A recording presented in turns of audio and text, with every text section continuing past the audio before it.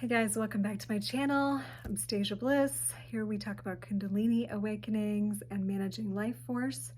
Today I want to talk about the hardest part about the awakening journey. Hardest part. So before we get into that, and I'm going to give you some practices as well. First of all, just thank you for being here. Remember, there's lots of resources here. Please just take what resonates, what supports you, leave the rest. I am a wanderer, a seeker, a journeyer, one who's traveled a lot within myself and within the world, following this thread of awakening life force, as you've heard me speak about it happening in my life earlier on, and the intensity in which it turns us toward ourself and ultimately the God within. So all the experiences we begin having are meant for that, for the self-realization, the realness of the self, of the divine self. So the hardest part of this journey, and the thing that's the biggest obstacle, let's start there. In Sanskrit, they call them the vrittas or the vrittis, and these are all these like worry and trying to figure it out and like going through this whole mental process of like breaking it down. And listen, I'm a big proponent. I'm a Gemini rising, so my mind is like constantly wanting to know, but there comes a time when this is actually inhibiting to your awakening journey. And let's talk about that in a little bit more in depth. So let's just break it down to simple biological, physiological functions. So here's the breakdown. Like the simple thing is you're trying to go from 2 to 1. 2 channels in the spine, Ida and Pingala, red and blue, fire and ice, duality, to Sushumna nadi, to oneness, to unity consciousness. So we do this first by melding, playing with, combining, crisscrossing up the spine. This is literally how this energy is moving. So it's moving up Pingala on the right side. You're very analytical, you're very in the mind, it's the manas, it's the masculine, wants to know, right? And again, like I said at the end of the video the other day, any of the like super hot burning sensations can be attributed to too much of this Pingala, too much of the mind. So, and if you're having that, this is definitely cluing you into the biggest problem, which is going to try to figure it out too much. Of course, here I am helping you figure it out, but let's just make it really simple. The Ida process is needed, the surrender, the chill out, the allow process, the not mine but thine process, the stepping back, the grace, the space making. This is the most challenging part for us because we like to do, we want to know, we're like trying to figure it out. But I'll tell you, the more time you spend in the allowing, in the receiving of what's coming in, and opportuning spirit, life force, prana, God, nature, to come in and do the work, and just, okay, you want to come and clean me out some more? Great. Just allowing, the easier it will be. You know, sometimes we want to know every little part. Well, why is that happening? Well, is it happening because of this? Is it happening because of that? What should I do? And it's like, you know what? It's just happening. It's just happening. And I'm going to give you one practice that is really great to support you in this, besides just left nostril breathing, because that's also great. But here's a practice that you can play with, okay? We are taught that a certain body sensation equates to a certain emotion. I know.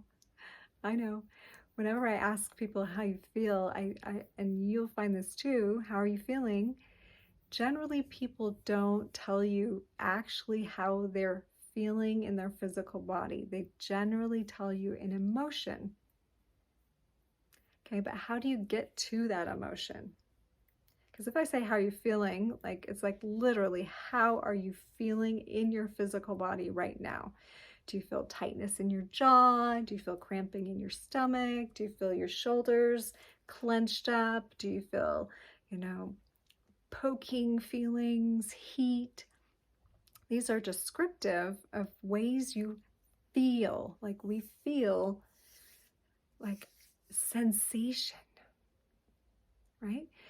So the mind comes in, the lower mind comes in and attaches all this meaning to these sensations. Like if we're feeling butterflies in our stomach, we're like, oh, I don't know, I'm just feeling anxious about blah, blah, blah. And we'll like go ahead and spew off all these things we feel anxious about. Just a moment. And it's like, well, no. Like forget the diagnosis of the actual body symptom for a moment by yourself that's based on the past and what somebody else said or what used to happen or any of that. Like forget all of that. Just go back to the sensation. Okay? Because the mind is masculine. The sensation is feminine. We are used to living in a very masculine, patriarchal, dominated reality. That doesn't just mean men are ruling. It also means that's the way we're all ruling our lives, from this masculine mind thing, this diagnostic tool. Okay? The feminine, the softer side of us, that Kundalini Shakti is bringing you in touch with. I'm not saying spirit is just feminine, but there's a huge part of this that is because we're not used to this. It's beyond the mind. So this energy comes in and we want to give it all this meaning. We want to give it all this, it's based on this happened in my childhood, blah, blah, blah. And that is a part of the process. I work with that process too. But the hardest thing, which can actually start to become the easiest thing, and it's actually very relieving when we do this, is just to hear what the body is saying and not interpret it. Like my hand itches.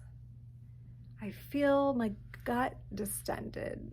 I feel tightness in my neck.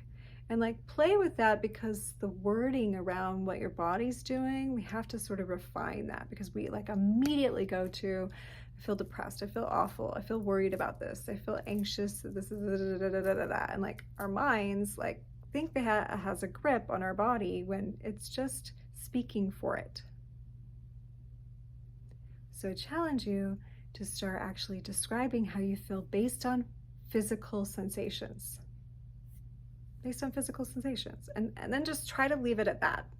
Try to just let the body be heard. If the body is heard, and this goes for the feminine too, if the feminine is heard without trying to diagnose or fix, it's so fulfilling. You know, if you're a lady, or if your lady comes up to you and is like, oh my gosh, this is happening, blah, blah, blah, blah, blah, blah, blah. And the man or the masculine immediately starts to fix the problem. She's like, you're not hearing me. You're not listening. And he's like, I thought I was listening. I know what to do. And what she's really saying is, all I wanted to do was tell you all this stuff. I wanted to express.